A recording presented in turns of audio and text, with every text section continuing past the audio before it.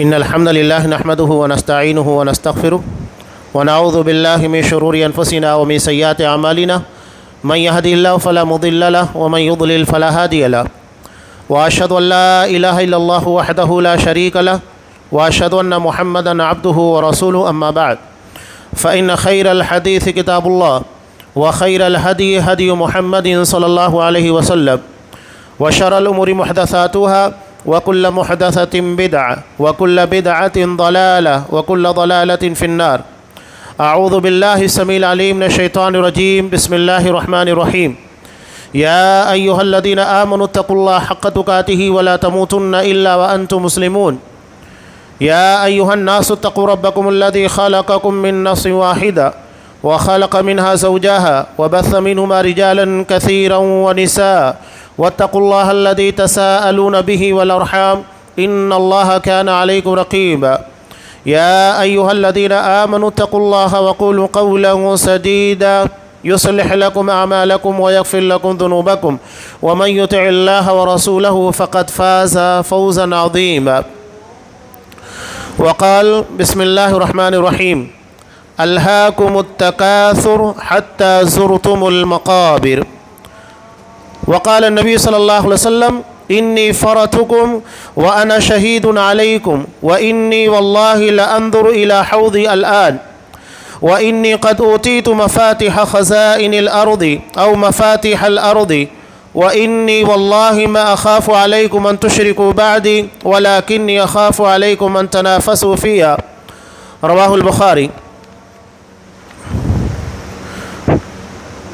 تمام قسموں کی تعریفات اللہ رب العالمین وحدہ لا شریک کے لیے لائق و زیبا ہے، جو ساری کائنات کا تنہا خالق و مالک ہے، اور بے شمار درود و سلام ہو اللہ کے آخری نبی جناب کریم محمد رسول اللہ صلی اللہ علیہ وسلم کی ذات مقدسہ پر. محترم سامعین، عزیز ماں اور بہنوں،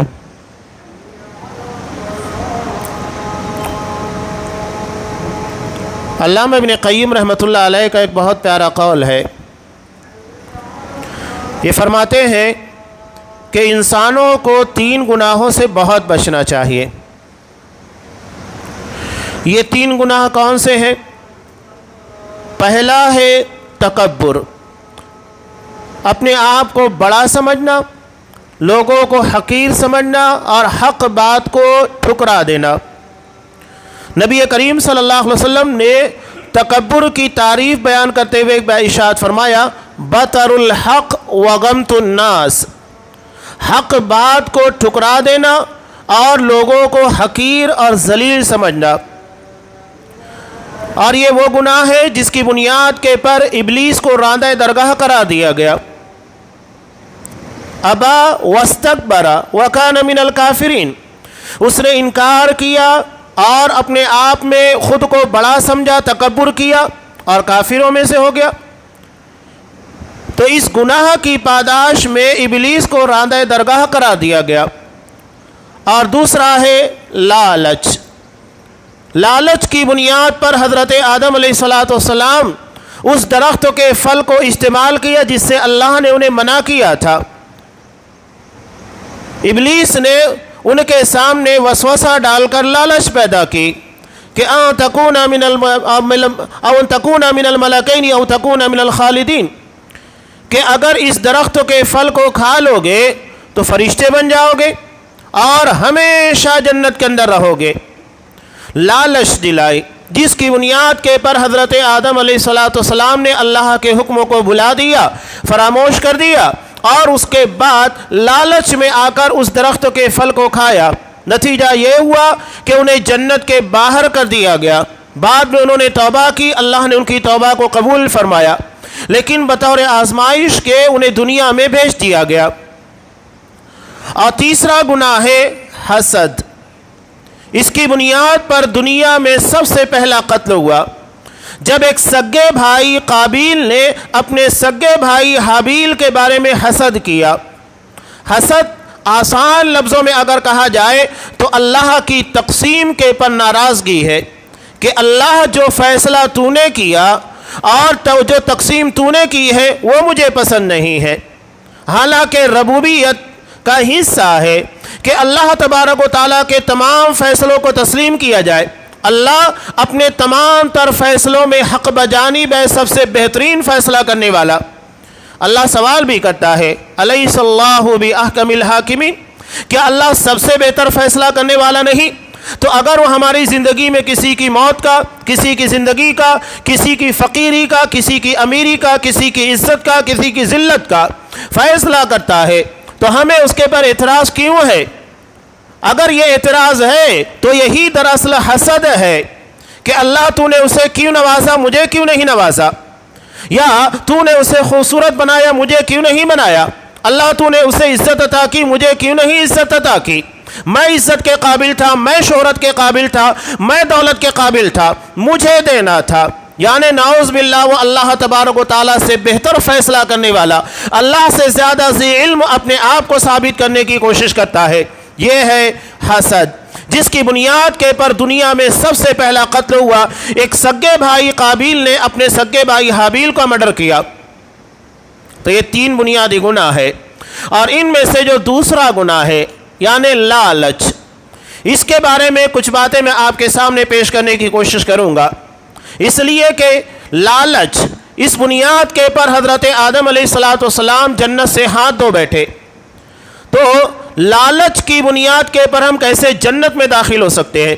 یہاں لالچ سے مراد محمود لالچ نہیں ہے، جیسا کہ اللہ کے نیک بندوں کے اندر اس بات کی امید ہوتی ہے، لالچ ہوتی ہے، طمع ہوتی ہے کہ اللہ ان کے گناہوں کو بخش دے، اللہ انہیں جنت میں داخل کرے۔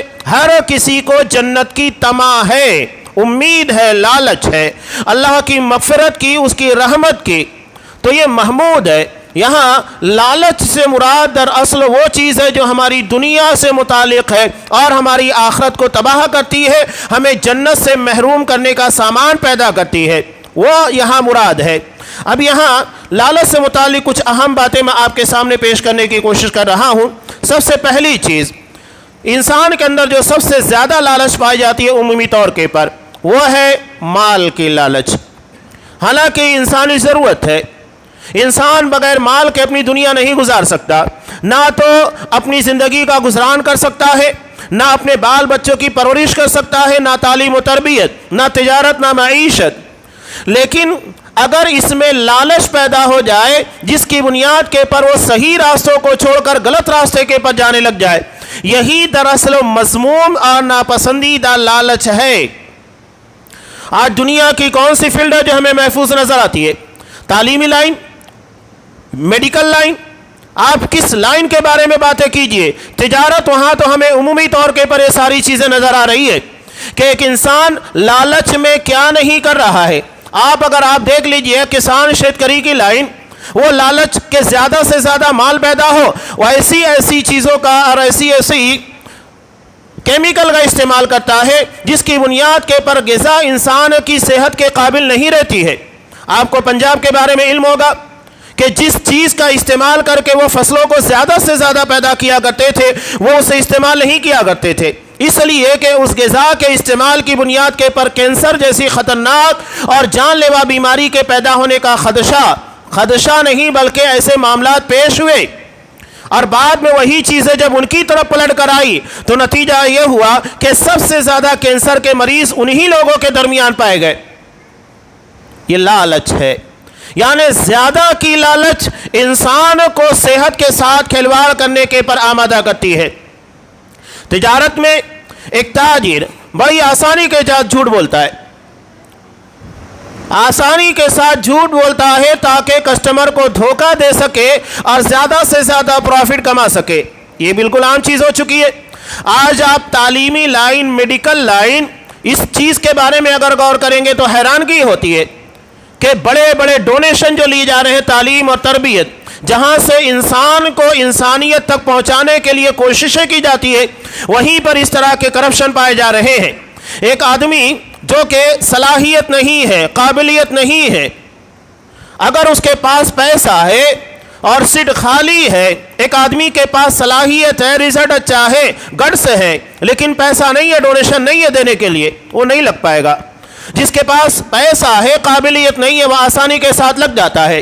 5 لاکھ 8 لاکھ 10 لاکھ 15 لاکھ روپے لگتے ہیں، اور یہ ڈونیشن کہنے کی بنیاد کے پر کوئی حرام چیز حلال نہیں ہو جاتی ہے۔ اگر کوئی شخص روح افزا کی بوتل میں جس میں روح افزا کا لیبل لگا ہوا ہے اگر شراب رکھ کر بیئر رکھ کر بیچنے لگ جائے تو اسے حلال ہونے کا حکم نہیں لگ جائے گا، یہاں ہم اسے حلال نہیں کہیں گے۔ تو یہاں ڈونیشن کہنے کی بنیاد کے پر وہ عطیہ نہیں بنتا ہے، رشوت ہی ہے۔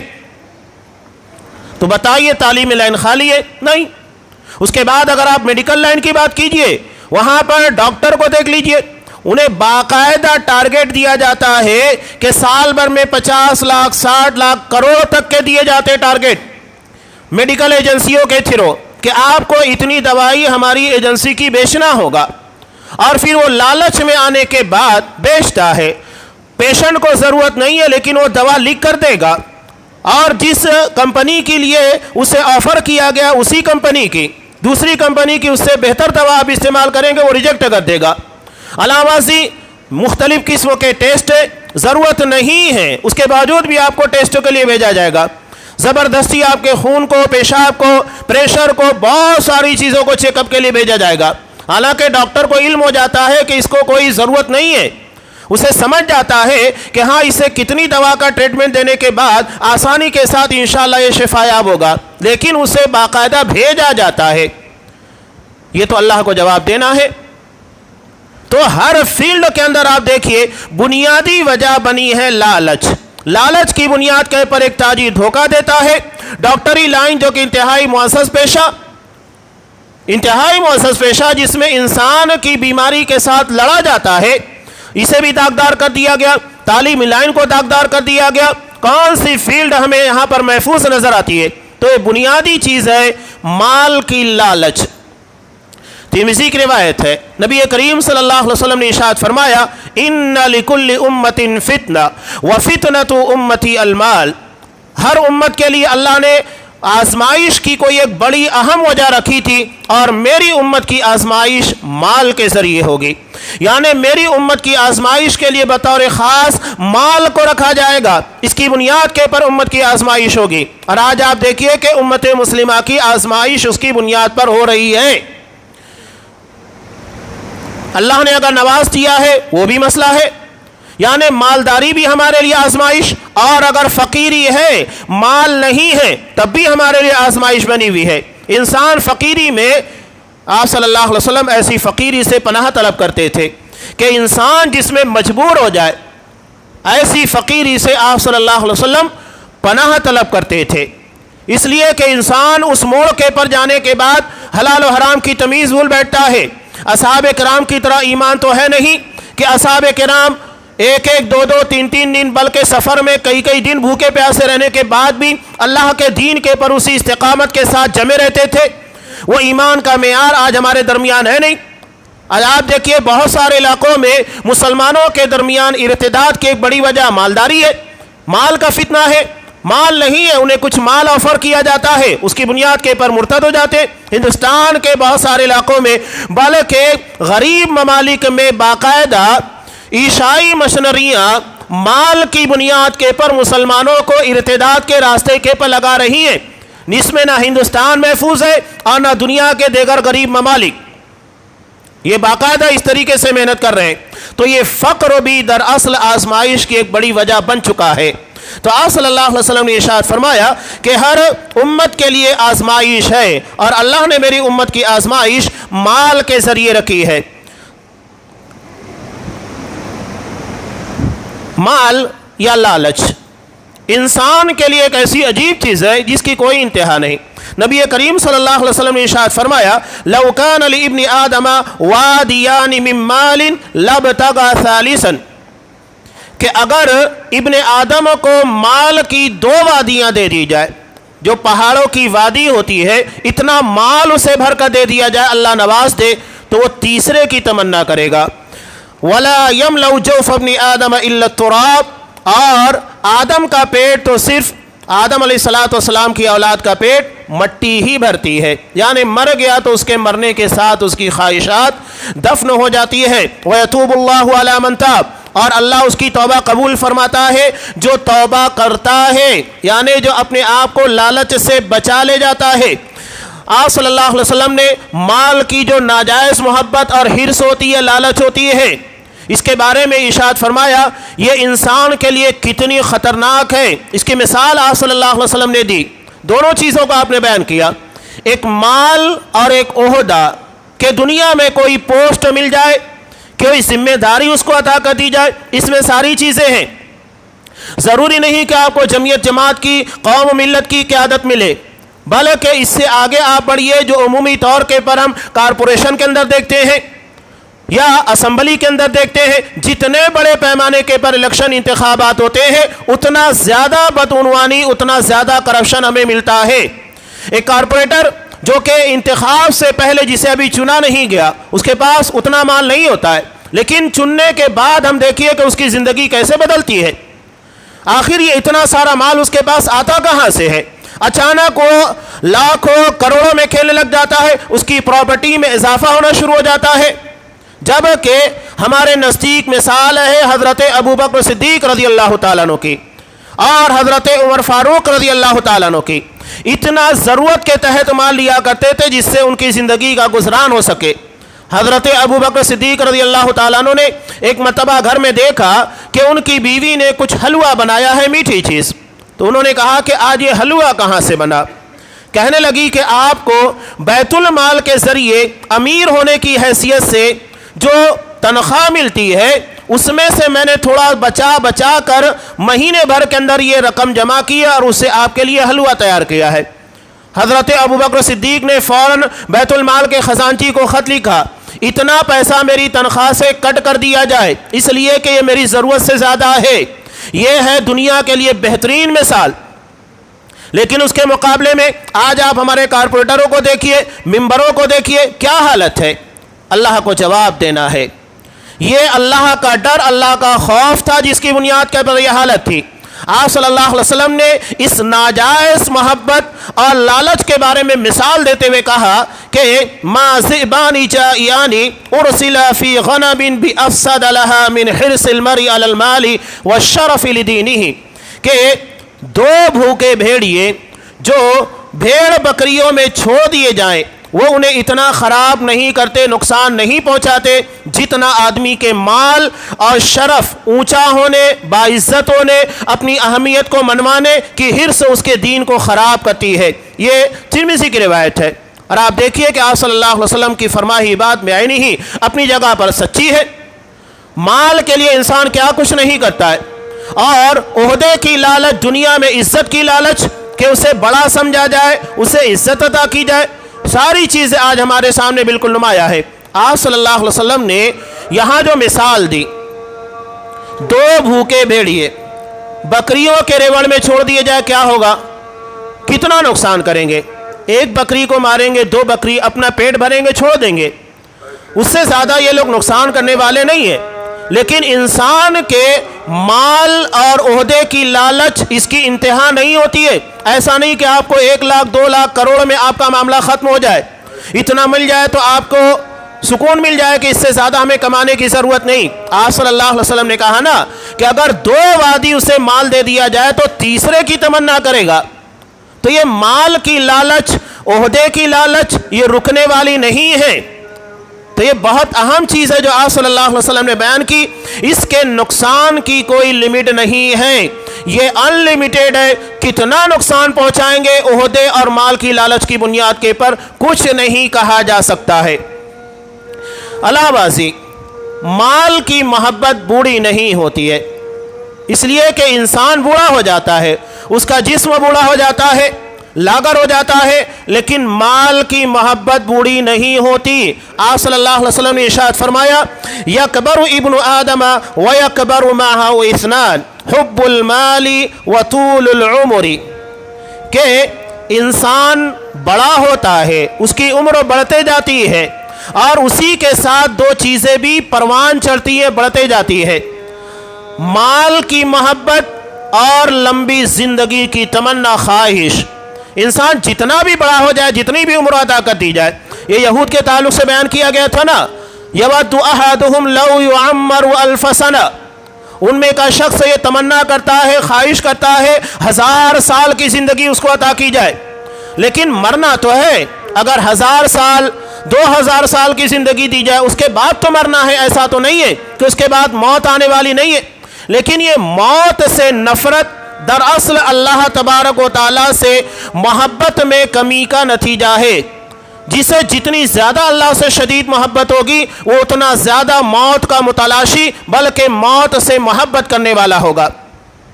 کہنے والا ایک بہت پیاری بات کہتا ہے کہ موت الجسر یوصل الحبیب من الحبیب، موت ایک پل ہے جو ایک محبت کرنے والے کو دوسرے محبت کرنے والے سے ملاتا ہے، یعنی جب تک موت کے اس پل کو کراس نہیں کیا جائے گا ہمارا محبوب حقیقی اللہ تبارک و تعالیٰ اس سے ملاقات ممکن نہیں۔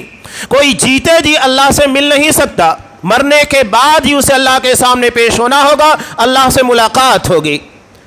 تو انسان کے اگر اعمال اچھے ہوں گے، اللہ سے محبت شدید ہوگی اور وہ اللہ کو اپنا محبوب حقیقی بنائے گا تو پھر وہ موت کی تمنا کرے گا، موت کے اس پل کو کراس کرنے کی کوشش کرے گا۔ حضرت انس بن نضر رضی اللہ تعالیٰ عنہ، جو حضرت انس رضی اللہ تعالیٰ عنہ کے چچا تھے، جنگ احد کے موقع پر کھجوریں کھا رہے تھے۔ آپ صلی اللہ علیہ وسلم سے پوچھا کہ اللہ کا رسول یہ بتائیے کہ جنت کی پنہائیاں اس کی وسعتیں کیا ہیں؟ کہا کہ آسمان و زمین کی طرح ہے۔ وہ کہنے لگے مجھے احد کے اس پار سے جنت کی خوشبو آ رہی ہے۔ کھجوریں کھا رہے تھے، کھجوروں کو ایک طرف رکھ دیا، کہا کہ اللہ اور میری ملاقات کے درمیان یہ کھجوریں حائل ہو مجھے گوارا نہیں۔ یہ محبت تھی اللہ کی۔ کھجوریں ایک طرف رکھی اور دشمنوں سے لڑنے کے لیے میدان کارزار میں اتر گئے اور اس کے بعد اللہ سے شہادت کا پروانہ حاصل کیا، اس لیے کہ اللہ سے محبت بہت شدید تھی۔ تو یہ محبت جیسے یا تو آپ مال کی طرف لے کر جائے یا تو اللہ کی طرف لے کر جائے، اللہ کی طرف لے کر جائیں گے اس محبت کو، یہ ہمیں دنیا اور آخرت دونوں جگہ سرخروئی عطا فرمائے گی، عزت عطا کرے گی، اور اگر اسے دنیا کی طرف پھیریں گے تو یہ ہماری دنیا اور آخرت دونوں کو تباہ کرنے والی چیز ہے۔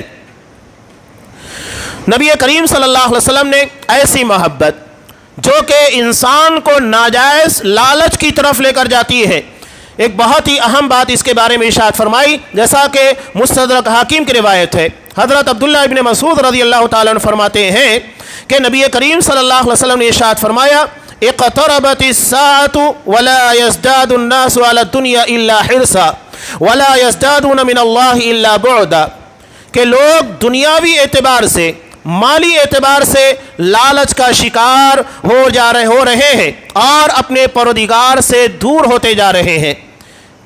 انسان جتنا زیادہ دنیا میں مگن ہوگا اتنا اللہ سے دور ہوگا، جتنی لالچ بڑھتی جائے گی اللہ سے اس کی نزدیکی اتنی کم ہوتی جائے، اتنی ختم ہوتی جائے گی، وہ اللہ کے قریب نہیں بلکہ اللہ سے دور ہوتا جائے گا۔ وہی چیز یہاں پر بیان کی گئی ہے، اور یہ چیز ایسی ہے جو پچھلی امتوں کی تباہی کا سبب بنی تھی اور اس امت کی تباہی کا سبب بھی یہی مال ہے۔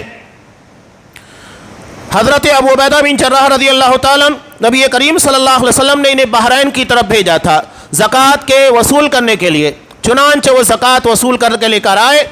اب نادار اصحاب کرام انہیں معلوم ہو گیا کہ حضرت ابو عبیدہ بن جراح رضی اللہ تعالیٰ نے بحرین سے مال لے کر آئے ہیں، چنانچہ یہ فجر میں آپ صلی اللہ علیہ وسلم کے آگے آ کر پیش ہو گئے۔ آپ صلی اللہ علیہ وسلم مسکرانے لگے اور کہا اظنکم سمعتم ان ابا عبیدہ قدم بشیء، میرا خیال ہے اور مجھے یقین ہے کہ تمہیں معلوم ہو چکا ہے کہ ابو عبیدہ کچھ مال لائے ہیں۔ انہوں نے کہا کہ اجل یا رسول اللہ، ہاں اللہ کا رسول یہ بات ہمیں معلوم ہوئی ہے۔ تب آپ صلی اللہ علیہ وسلم نے ارشاد فرمایا فابشروا واملوا ما يسركم، تمہیں بشارت ہو اور تم اس چیز کی امید رکھو جو تمہیں خوش کر دے۔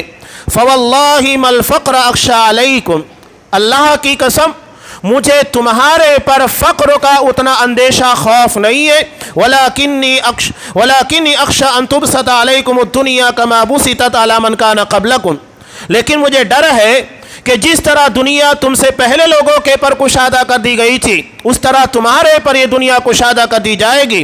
فتنافسوها کما تنافسوها، تو تم دنیا کی دور میں اور اس میں مقابلہ آرائی میں ایک دوسرے سے کمپٹیشن کرنے لگ جاؤ جس طرح وہ لوگ کیا کرتے تھے۔ وَتُهْلِكَكُمْ كَمَا أَهْلَكَتْهُمْ، تو یہ دنیا جس طرح انہیں ہلاک کر دی ہے اس طرح تمہیں بھی ہلاک کر دے گی۔ تو یہ آپ صلی اللہ علیہ وسلم نے ارشاد فرمایا، بخاری کی روایت۔ آپ صلی اللہ علیہ وسلم کو اصحاب کرام مسلمانوں کے تعلق سے فقر سے کہیں زیادہ اندیشہ مال اور دنیا کی لالچ کا تھا. اور آج ہم دیکھ رہے ہیں کہ انسان اپنے آپ کو دنیا کے پیچھے تباہ برباد کر رہا ہے. کیا نوجوان، کیا بوڑھے، کیا بچے، سب کے سب کی بنیادی وجہ یہ دنیا ہے. حالانکہ دنیا کی حقیقت آپ صلی اللہ علیہ وسلم نے ارشاد فرمایا اتنی ہے جیسا کہ سمندر کے مقابلے میں چند قطرے ہیں. اس کی مثال آپ صلی اللہ علیہ وسلم نے بیان کرتے ہوئے کہا کہ سمندر میں سوئی ڈبوئی جائے اس کے بعد اس میں کتنا پانی آتا ہے. یہ دنیا ہے اور اس کے مقابلے میں جو سمندر ہے وہ آخرت ہے. یعنی لافانی کبھی نہ ختم ہونے والا سلسلہ ہے. اور ہر کسی کو پتا ہے کہ مرنے کے بعد آخرت میں موت نہیں ہے. جنت ہے تو ہمیشہ کی جنت ہے اور جہنم ہے تو ہمیشہ کے لیے جہنم ہے. اس کے بعد موت کا کوئی تصور نہیں ہوگا. تو یہ چیز بہت اہمیت رکھتی ہے. انسان اس بارے میں اپنے آپ کو بہت زیادہ توجہ دے. اور یہ جو دنیا کی لالچ ہے قیامت کی بڑی نشانیوں میں سے ایک نشانی بھی ہے. اور ہم دیکھ رہے ہیں کہ اسی نشانی کے دور سے ہم گزر رہے ہیں. حضرت جبرائیل علیہ السلام نے نبی کریم صلی اللہ علیہ وسلم سے سوال کیا تھا متی الساعہ، اللہ کے رسول یہ بتائیے قیامت کب آئے گی؟ تب آپ صلی اللہ علیہ وسلم نے کیا کہا؟ مل مسئول عنہا بعلم من السائل، کہ جس سے سوال کیا جا رہا ہے اور سوال کرنے والا دونوں اس معاملے میں برابر ہیں. دونوں کو علم نہیں ہے قیامت کب آنے والی ہے. تو کہا کہ ٹھیک ہے یہ بتائیے کہ اس کی نشانیاں کیا ہے. تو آپ صلی اللہ علیہ وسلم نے ارشاد فرمایا ان تلد الامۃ ربتها، کہ لونڈی اپنے مالکن کو چنے گی. یہ تعبیر بڑی عجیب ہے جو آپ صلی اللہ علیہ وسلم نے بیان کی کہ قیامت کی نشانی یہ ہے لونڈی اپنی مالکہ کو، اپنی مالکن کو چنے گی. وَأَن تَرَى الْحُفَاةَ الْعُرَاةَ الْعَالَةَ رِيَاءَ الشَّاءِ يَتَطَاوَلُونَ فِي الْبُنْيَانِ، تم دیکھو گے ننگے پیر، ننگے بدن، غریب لوگ، بکریوں کے چرانے والے بڑی بڑی عمارتوں کے درمیان کمپٹیشن کریں گے. ہو رہا ہے. یہاں بتانے کا دو اہم مقصود ہے. پہلی چیز انسان کی جو اولاد ہے وہ اس کے ہاتھوں سے نکل جائے گی، تربیت کی کمی ہو جائے گی. اور دوسری چیز مال کی ناجائز محبت، جسے ہم دو نمبری معاملہ کہتے ہیں. یعنی انسان حلال کے بجائے حرام ذرائع اختیار کرے.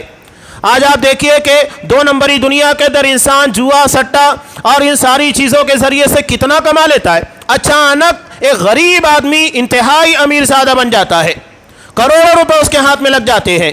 آج آپ دیکھ رہے ہیں آئی پی ایل کے نام کے پر پوری دنیا کے اندر سٹے بازاری کو گرم کر دیا گیا ہے. اچانک ایک آدمی کو کروڑوں کا انعام ملتا ہے، کروڑ پتی بن جاتا ہے. جوئے کو باقاعدہ لیگل کر دیا گیا ہے، اسے قانونی حیثیت دے دی گئی ہے. یہاں آپ کو پہلے تو الگ بات تھی کہ جوا کھیلنے کے لیے آپ کو جوئے کے اڈے پر جانا پڑتا تھا. لوگ جھجکتے تھے کہ اگر وہاں جائیں گے لوگ دیکھ لیں گے تو پھر نظروں میں آ جائیں گے. تو جوا کھیلنے کوئی جاتا نہیں تھا، بہت کم لوگ تھے. جواری جو ہوا کرتے تھے جایا کرتے تھے. اب تو ہمارے ہاتھوں میں جوئے کے بازاروں کو، سٹے بازاری کو دے دیا گیا ہے. آپ موبائل کے پر جوا کھیلیے اور ہمارا نوجوان خاص طور سے اس جوئے کے اندر ملوث ہے. آپ اپنا ڈریم 11 بنائیے اور اس کے بعد لگ جائیے، یہاں تک کہ ایک ایک رن پر، ایک ایک وکٹ کے پر. میں یہ باتیں بار بار ریپیٹ کر رہا ہوں جہاں جہاں درس و خطبات کے مواقع، اس لیے کہ اس حرام خوری کے اندر امت کا بڑا طبقہ ملوث ہو چکا ہے. امام بخاری رحمۃ اللہ علیہ نے ایک روایت نقل کی تھی قیامت کی نشانیوں میں سے کہ بندہ اس بات کی تمیز نہیں کرے گا کہ وہ حلال طریقے سے کما رہا ہے کہ حرام طریقے سے. اسے اس بات کی کوئی پرواہ نہیں ہوگی. اور آج وہی چیزیں ہمیں نظر آ رہی ہے. اتنی آسانی اور چوری چپ کے کما رہا ہے، کسی کو خبر نہیں لگتی ہے کہ اس کا مال حلال ہے کہ حرام ہے. آن لائن ٹرانسفر ہوتا ہے، کسی کو کانو کان خبر نہیں کہ آپ کیسے کما رہے ہیں اور کتنا لگا رہے ہیں. اب یہاں اگر ایک آدمی جوئے کے اندر 2000، 5000، 10,000 یا جو بھی لاکھوں روپے پا گیا، لوگوں کے درمیان آ کر بڑی خوشی کے ساتھ اظہار کرتا ہے کہ میں نے لاکھوں روپے، ہزاروں روپے جوئے میں جیتے ہیں. تو کیا اس طرح اسے جوئے میں آن لائن بننے کی بنیاد پر وہ حلال ہوگا؟ وہ حرام ہی ہے. آپ نے اگر 20 روپے لگایا، 50 روپے لگایا، ہزاروں روپے لگائے، سب کے سب حرام ہے. لگانا بھی حرام اور اس کی بنیاد کے پر ملنے والا بھی حرام. حالانکہ اس کے پہلے وہ ہزاروں روپے گنوا چکا، اس کے بارے میں نہیں بتائے گا۔ کوئی آدمی جوئے کے اندر لوگوں کو یہ نہیں بتاتا ہے کہ میں نے کتنا گنوایا ہے، وہ چھپاتا ہے، اور اگر 2-4 ہزار مل گئے تو بہت شوق کے ساتھ لوگوں کو بتاتے پھرتا ہے کہ میں نے اتنا جیتا ہے۔ وہ جیتا نہیں ہے، وہ حرام خوری ہے۔ تو یہ بہت منظم طریقے سے ہمارے نوجوانوں کے ذہن و دماغ کے پر اس طرح کے حالات اور اس طرح کی سچویشن متعین کی جا رہی ہے تاکہ وہ جوئے کی لت لگائے اور دھیرے دھیرے پھر وہ بڑے بڑے جرائم کا ارتکاب کرے گا۔ آج وہ 20 روپے کا کھیل رہا ہے، کل اسی کو 200 بنائے گا، 2000 ہے، لاکھوں تک میں پہنچ جائے گا۔ کہاں تک پہنچے گا اس کی کوئی انتہا نہیں ہے۔ یہ بہت آسانی کے ساتھ سارے معاملات چل رہے ہیں۔ ایسے میں ہمیں اپنے بچوں کے پر توجہ دینے کی بہت سخت ضرورت ہے۔ اور اس کے بڑے بڑے نقصانات کیا ہے؟ وہ ہمارے صحابہ تھے، نبی کریم صلی اللہ علیہ وسلم کا زمانہ، جہاں میدان جنگ میں جہاں جان جانے کا ہر وقت خطرہ موجود ہوتا تھا، اصحاب کرام نماز پڑھتے تھے، اور یہاں لوگ ٹی وی دیکھتے ہوئے، کرکٹ دیکھتے ہوئے نماز چھوڑ دیتے ہیں، اور اس کے بعد یہ امید لگائے بیٹھے کہ اللہ کی رحمت ہے، اللہ کی طرف سے مدد نازل ہوگی۔ ہم اللہ کے غضب کو دعوت دے رہے ہیں اور امید لگائے ہوئے اللہ کی رحمت کی۔ کہاں سے رحمت نازل ہوگی؟ غضب کو دعوت دینے کے بعد غضب ہی نازل ہوگا، اللہ کی رحمت نازل نہیں ہوگی۔ یہ ہماری امت کا حال ہے کہ ہم ٹی وی دیکھتے ہوئے، کرکٹ دیکھتے ہوئے نمازوں کو ضائع کر دیتے ہیں، چھوڑ دیتے ہیں، اور اس کے بعد مزید حالت یہ ہے کہ ہم حرام خوری کے اندر، جوئے کاری کے اندر ملوث ہیں، یعنی گناہ کے پر گناہ ملوث ہوتے چلے جا رہے ہیں۔ بات وہی بیان کی گئی ہے کہ لونڈی اپنی مالکن کو جنے گی، یعنی بچے اپنے ماں باپ کے پر دھونس جمائیں گے، ان لوگوں کے پر روب، غصہ، یہ ساری چیزیں ظاہر کریں گے۔ اور آج آپ دیکھیں کہ بچوں کی حالت دھیرے دھیرے بنتے جا رہی ہے۔ یہ گیم کے کھیلنے کی بنیاد کے پر، موبائل کا کثرت سے استعمال کرنے کی بنیاد پہ پر، معمولی سی بات کے پر اگر آپ کچھ بولے بھڑک جاتے ہیں، غصے میں آ جاتے ہیں، ماں باپ تک ہاتھ اٹھانے کے پر وہ جھجک محسوس نہیں کرتے۔ یہ سب اسی کا نتیجہ ہے۔ ہم کوتاہی کریں گے، وہی نسلیں ہمارے سامنے آئے گی، اور اس کے بعد آنے والی نسل اس سے کہیں زیادہ بدتر ہوگی۔ یعنی یہ ہمارے بڑھاپے کا سہارا بننے کے بجائے ہماری زندگی کی تباہی اور بربادی اور ساتھ میں بدنامی کا ذریعہ بنیں گے۔ وہی چیز آپ صلی اللہ علیہ وسلم نے یہاں بیان کی۔ اور دوسری چیز، مال کے بارے میں کوئی تفریق نہیں رہ جائے گی۔ 2 نمبری دنیا ایسی ہوگی کہ انسان حلال و حرام کی تمیز کھو بیٹھے گا، اور ایک غریب آدمی اچانک کروڑوں روپے کی لاٹری یا کروڑوں روپے ناجائز طریقے سے کمانے کے بعد بڑی بڑی عمارتیں تعمیر کرے گا۔ سب لوگوں کو سمجھ رہا ہے کہ یہ 2 نمبری ہے، اس کے پاس پیسہ نہیں تھا، اس نے کوئی محنت نہیں کی، اچانک اس کے پاس پیسہ آیا تو کہاں سے آیا؟ اسی چیز کو یہاں پر بیان کیا گیا ہے۔ اسی لیے قرآن مجید میں اللہ تبارک و تعالیٰ نے ارشاد فرمایا، الہاکم التکاثر، تمہیں مال کی زیادتی نے تباہ کر دیا، غافل کر دیا، حتی زرتم المقابر، یہاں تک کہ قبروں میں پہنچ گئے۔ یعنی انسان اپنی دنیا میں مال کی لالچ میں ایسا ڈوبا ہوگا کہ اسے اپنی موت کی فکر نہیں ہوگی۔ اچانک موت آئے گی، چپکے سے پیغام دے گی، معاملہ ختم ہو جائے گا، وہاں کسی بھی قسم کا انتظار نہیں ہوگا۔ اور آج دیکھیے موت ایسی بنتی جا رہی ہے۔ پہلے تو ایسا ہوا کرتا تھا کہ بڑی عمروں کے لوگ ہوتے تھے، انہیں ہارٹ اٹیک اور بڑی بڑی بیماریاں لگتی تھیں۔ ابھی تو نوجوان 40-45 سال کی عمروں کے ہیں، وہ اچانک اٹیک آتا ہے، چند منٹ ہوتے نہیں ہے کہ معاملہ ختم ہو جاتا ہے۔ نہ تو توبہ کی توفیق مل پاتی ہے، نہ لوگوں کے درمیان کچھ باتیں ہو پاتی ہے، کچھ نہیں۔ یہ بہت بڑی بدنصیبی ہے۔ آپ صلی اللہ علیہ وسلم ایسی موت سے پناہ طلب کرتے تھے۔ وَفُجَاءَتِ نِقْمَتِكَ، اللہ میں تیری اچانک گرفت سے پناہ طلب کرتا ہوں، اس لیے کہ انسان کو گناہ کے لیے معافی کا وقت تو نہیں ملتا۔ انسان اگر بیمار ہوا، کچھ پیریڈ چلتا ہے، 2 دن 3 دن 4 دن ہفتہ مہینہ، انسان کے گناہوں کی مغفرت کا ذریعہ بھی بنتے ہیں، اور ساتھ ہی ساتھ انسان اپنی زندگی کے کیے کرائے کے پر پچھتاتا ہے، اسے موت سامنے نظر آتی ہے، بیماری اسے موت کے دروازے تک لے کر جاتی ہے، اور دھیرے دھیرے وہ اللہ سے توبہ کرتا ہے، اخلاص کے ساتھ، للہیت کے ساتھ، لوگوں سے معافی تلافی کا موقع ملتا ہے، اور اس طرح سے وہ دنیا سے اچھے انداز سے جاتا ہے۔ لیکن اچانک کی موت یہ سارے دروازوں کو بند کر دیتی ہے.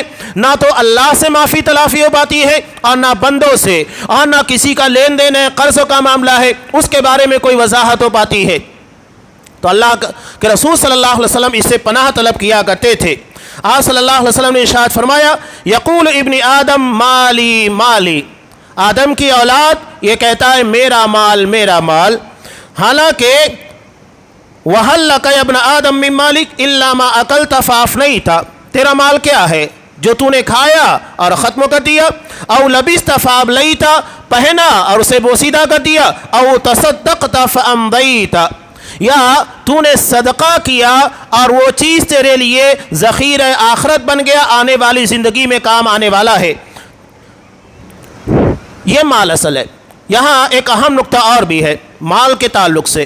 ہمارے نزدیک جو صدقہ و خیرات کی کمیاں واقع ہو چکی ہیں، آپ دیکھ لیجئے، چاہے مساجد کی بات کیجئے، غربا مساکین کی مدد کی بات کیجئے، ہمارے اپنے رشتہ داروں میں ضرورت مندوں کی مدد کی بات کیجئے، یہ پیمانہ انتہائی کمزور ہوتا جا رہا ہے. حالانکہ اصحاب کرام کون تھے کہ وہ اپنی ذات کے پر دوسروں کو ترجیح دیا کرتے تھے. حضرت عبد الرحمن ابن عوف رضی اللہ تعالیٰ عنہ، ان کا بھائی چارہ حضرت سعد بن ربیع رضی اللہ تعالیٰ عنہ کے ساتھ کیا گیا تو یہ اپنا آدھا مال، یہاں تک کہ اپنی 2 بیویوں میں سے ایک بیوی دینے کے لیے تیار ہو گئے. یہ ایثار اور ہمدردی تھی. لیکن جب سے دنیا کی لالچ اور چاہت بڑھ گئی تو ہمارے درمیان رشتوں کی قدر بھی کم ہو گئی ہے.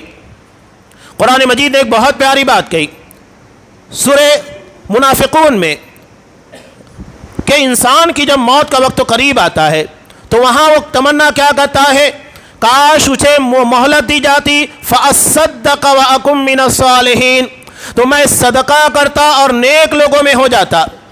یہاں پر سوچئے، قرآن مجید نے یہ نہیں کہا کہ وہ یہ تمنا کرے گا مجھ کو موقع مل جائے میں نماز پڑھ لوں گا، موقع مل جائے مجھے روزہ رکھ لوں گا، توبہ استغفار کر لوں گا. وہ کیا کہے گا، مجھے موقع دیا جائے تو میں اللہ کی راہ میں صدقہ کروں گا، نیک لوگوں میں بن جاؤں گا.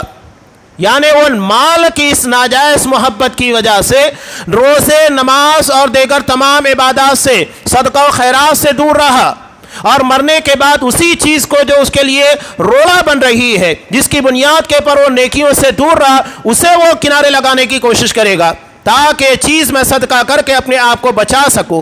یہ ہے صدقے کی اہمیت جو اللہ کے غصے کو ٹھنڈا کرتا ہے، ہمیں بری موت سے بچاتا ہے. بہت سارے فوائد، ہمارے رشتوں کو مضبوط کرتا ہے، انسانیت کے رشتوں کو جوڑتا ہے. لیکن یہ لالچ ایک ایسی چیز ہے جو صدقہ و خیرات کے جذبات کو بھی کم کرتی چلی جا رہی ہے. تو ایک بہت بڑا اثر اس چیز کے پر بھی پڑا ہے. اب یہاں آخر میں چند چیزیں کہ انسان ان ساری چیزوں سے اپنے آپ کو بچائے کیسے.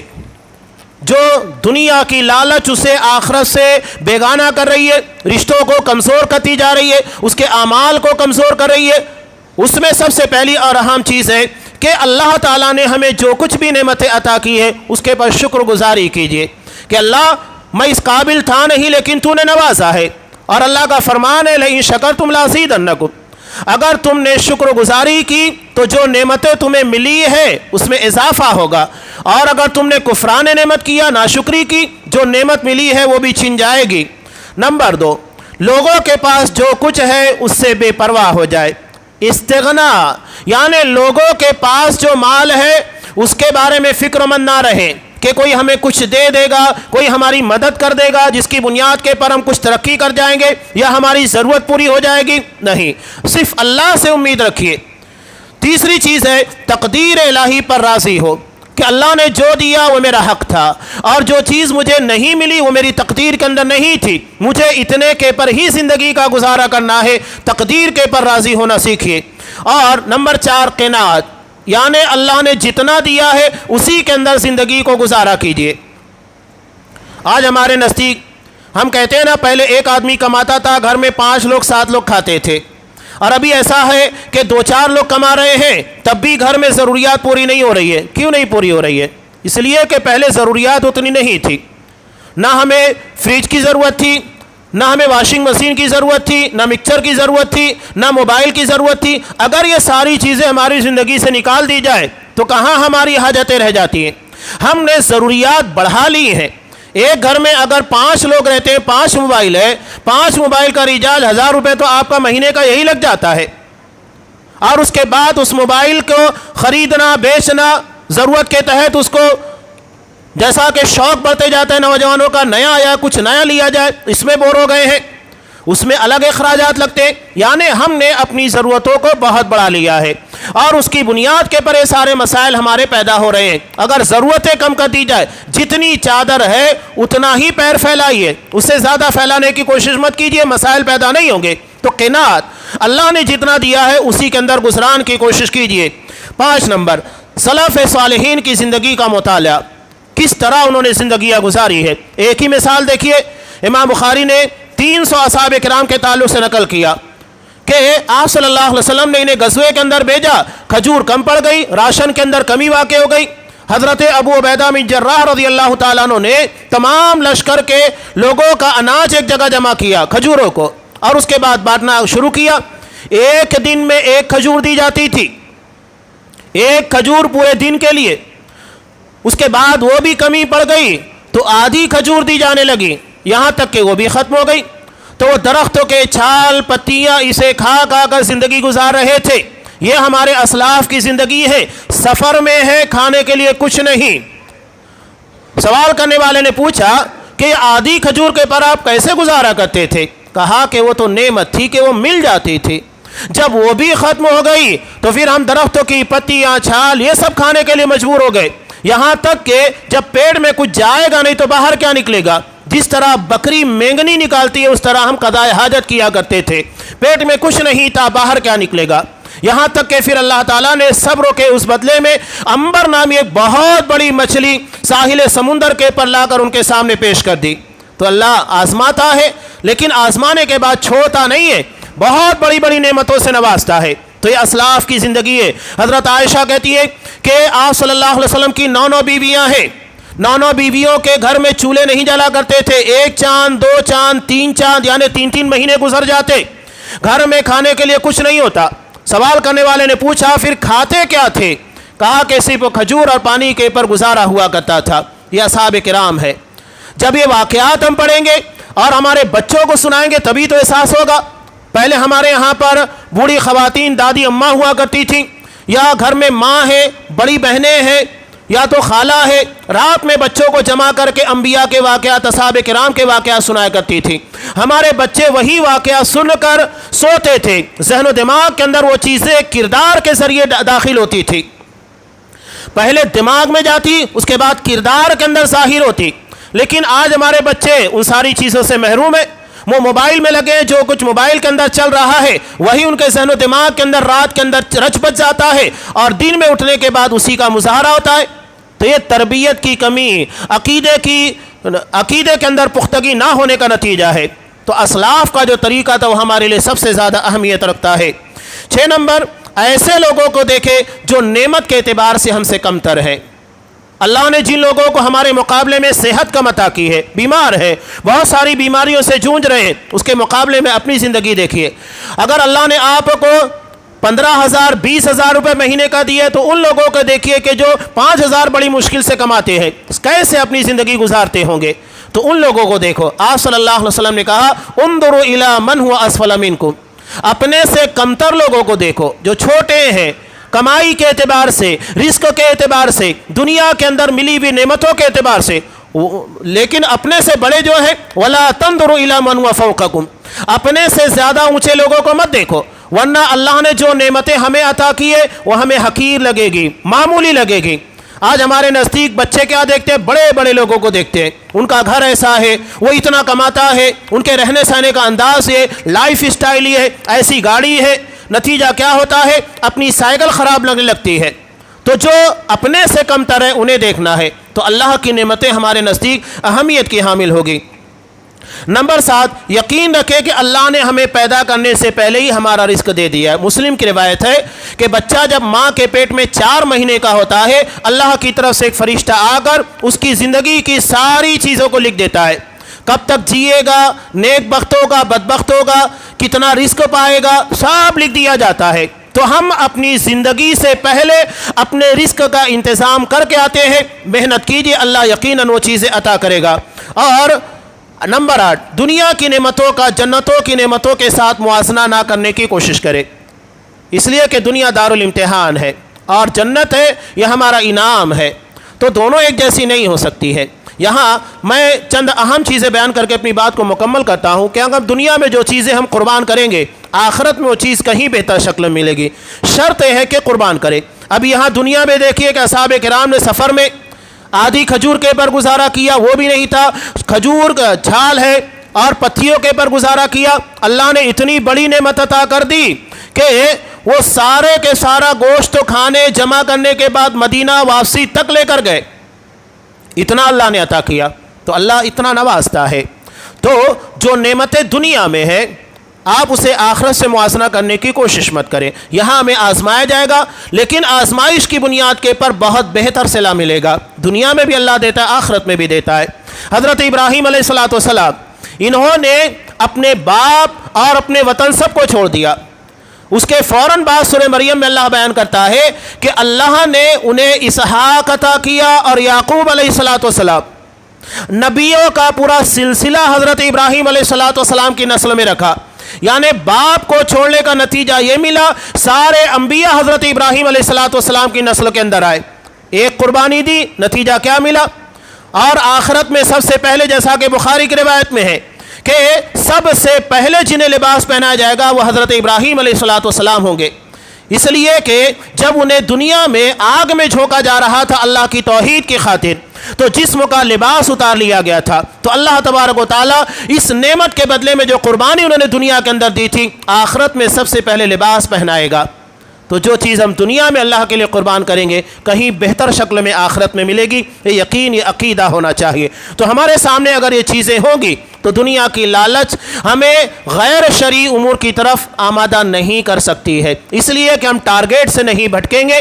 دنیا یقیناً ہمارے آزمائش کے لیے رکھی ہے لیکن یہ آزمائشیں ہمیں کسی بھی قسم کے فتنے میں مبتلا نہیں کر سکتی ہے۔ اللہ تبارک و تعالیٰ سے دعا ہے کہ پروردگار ہمیں دنیا کی ناجائز محبت جو ہماری آخرت کو تباہ کرتی ہے، دنیا میں بدنامی رسوائی کا ذریعہ بنتی ہے، شریعت کے احکام کی پامالی کا ذریعہ بنتی ہے، ایسی تمام ناجائز محبتوں سے لالچ سے محفوظ رکھ اور ہمیں ایسے اعمال کی توفیق دے جو تیری رضا تیری محبت اور آخرت کی کامیابی کا ذریعہ بننے والے ہیں، آمین۔ بارک اللہ لنا ولکم فی القرآن العظیم ونفعنی وإیاکم بالآیات والذکر الحکیم، انہ تعالی جواد کریم ملک رؤوف رحیم۔